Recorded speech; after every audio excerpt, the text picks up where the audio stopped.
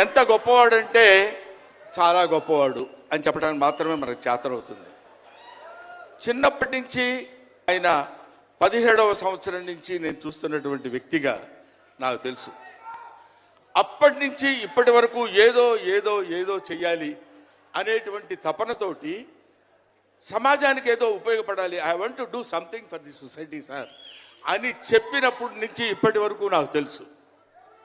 అప్పటి నుంచి ఇప్పటి వరకు ఎదురు లేకుండా తనంతట తను వేసుకున్నటువంటి బాటలో నడుస్తూ వెళ్ళాడు తప్ప ఎవరి బాటలో నడిచి వెళ్ళలేదు పవన్ కళ్యాణ్. మైండ్ తన బాటలో వస్తున్నటువంటి ముళ్ళు, అవాంతరాలు, కష్టాలు, సుఖాలు తనంతట తాను ఎదురు తిరిగి రొమ్ము విరిచి నడుచుకుంటూ వెళ్ళాడు తప్ప ఎవరు వేసుకున్న బాటలో వెళ్ళలేదు. ఆయన వేసుకున్న బాటలో 10 మందిని నడిపిస్తూ వచ్చాడు. ఒక్క మాటలో చెప్పాలంటే ఆయన ఒక స్వయం శిల్పి, తన్ను తాను చెక్కుకున్నటువంటి శిల్పి.